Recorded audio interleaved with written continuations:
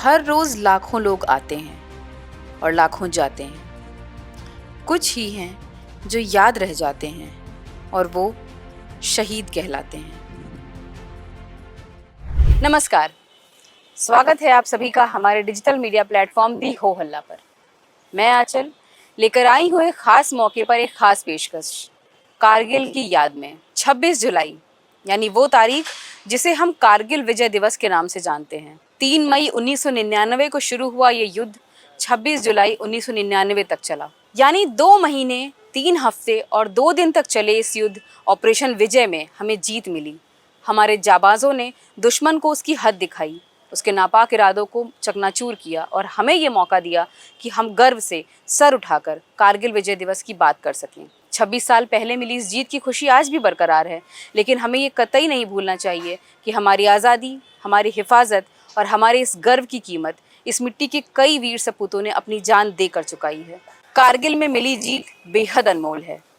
इस युद्ध में हमारे 500 से ज़्यादा जवान शहीद हुए थे और इनमें से कुछ के नाम मैं यहाँ लेने जा रही हूँ। कारगिल युद्ध के शहीद लखनऊ के रणबांकुरे कैप्टन मनोज पांडे, राइफलमैन सुनील जंग, लांस नायक केवलानंद द्विवेदी, मेजर रितेश शर्मा और कैप्टन आदित्य मिश्रा, इन सभी जाबाजों के पराक्रम के आगे दुश्मन के नापाक मंसूबे ध्वस्त हो गए और इन सभी की स्मृतियां शहर में अलग अलग जगहों पर सहेज कर रखी गई हैं। सबसे पहले बात करते हैं राइफलमैन सुनील जंग की।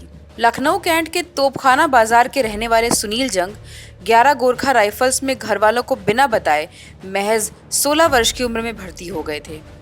पिता नरनारायण जंग भी सेना से रिटायर्ड थे। कारगिल जंग से कुछ दिन पहले ही सुनील घर गए थे। अचानक यूनिट से बुलावा आया और सुनील 10 मई 1999 को 1/11 गोरखा राइफल्स की एक टुकड़ी के साथ कारगिल सेक्टर पहुंचे। 3 दिन तक सुनील ने दुश्मनों से मोर्चा लिया। 15 मई को एक गोलीबारी में कुछ गोलियां उनके सीने में जा लगी। उनके साथी बताते हैं कि आखिरी सांस तक सुनील के हाथ से बंदूक नहीं छूटी थी। अगली दास्तान लांस नायक केवलानंद द्विवेदी की। कारगिल युद्ध से कुछ वक्त पहले लांस नायक केवलानंद द्विवेदी अपनी बीमार पत्नी कमला को देखने घर आए थे। इस बीच उनकी यूनिट से एक तार आया जिसमें कहा गया कि तुरंत जम्मू कश्मीर में अपनी यूनिट को रिपोर्ट करें। केवलानंद जम्मू पहुंचकर 15 कुमाऊं रेजिमेंट की टुकड़ी में शामिल हुए।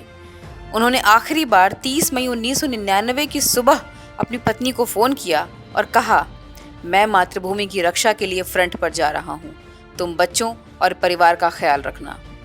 6 जून की रात केवलानंद शहीद हो गए। अगली कहानी कैप्टन मनोज पांडे की। सैनिक स्कूल के छात्र रहे कैप्टन मनोज पांडे 6 जून 1997 को कमीशन हुए थे। उनकी पहली ही पोस्टिंग आतंक प्रभावित क्षेत्र जम्मू के नौशेरा में और दूसरी पोस्टिंग सियाचिन में 18,000 फीट की ऊंचाई पर हुई। वहां से कैप्टन मनोज की पलटन को पुंछ भेजा गया। उनकी पलटन वापस आ रही थी कि अचानक बताया गया कि कारगिल में दुश्मन ने घुसपैठ कर ली है। अपनी अल्फा कंपनी के साथ कैप्टन मनोज खालूबार में ऊंची चोटी पर पाकिस्तानी कब्जे से बंकर को मुक्त कराते हुए आगे बढ़े। 3 बंकरों को ध्वस्त कर वह चौथे की ओर बढ़ रहे थे, तभी दुश्मन की गोली उनको लगी, मगर अंतिम सांस लेने से पहले उन्होंने चौथा बंकर भी दुश्मन से आजाद करा लिया। आगे बात करते हैं कैप्टन आदित्य मिश्रा की। कैप्टन आदित्य मिश्रा का जन्म लखनऊ में हुआ था।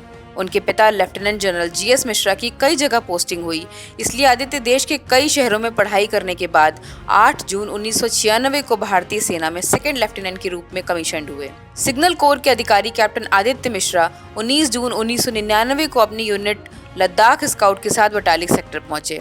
उन्होंने पॉइंट 5203 को दुश्मनों के कब्जे से मुक्त कराया। टीम वापस बेस पर पहुंच चुकी थी, लेकिन कब्जे में लिए गए बंकर में संचार लाइन का नेटवर्क बिछाना जरूरी था। वो दोबारा नेटवर्क बिछाने गए जहां दुश्मनों से उनका सामना हुआ और फिर वो दुश्मनों से मोर्चा लेते हुए शहीद हो गए। आगे सुनिए दास्तान मेजर रितेश शर्मा की। लामार्टिनियर कॉलेज से पढ़ाई के बाद मेजर रितेश शर्मा ने BHU में दाखिला लिया। उनका सिलेक्शन कंबाइंड डिफेंस सर्विसेज से हुआ था। मई 1999 में वह 15 दिनों की छुट्टी पर अपने घर लखनऊ आए थे। इसी बीच सूचना मिली कि कारगिल क्षेत्र में 4 जाट की पेट्रोलिंग टुकड़ी का कुछ पता नहीं चल रहा है। वो वापस अपनी यूनिट 17 जाट रेजिमेंट पहुंचे।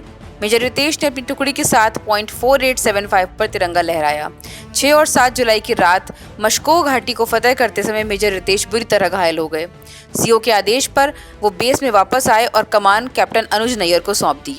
उनकी 17 जाट रेजिमेंट ने मस्को घाटी को दुश्मन के कब्जे से मुक्त कराया, जिस पर यूनिट को मस्को सेवर का खिताब भी दिया गया। इसके बाद रितेश स्वस्थ हुए, लेकिन फिर 25 सितंबर 1999 को कुपवाड़ा में एलओसी पर आतंकियों के साथ मुठभेड़ में वो घायल हो गए और 6 अक्टूबर 1999 को उन्होंने अंतिम सांस ली।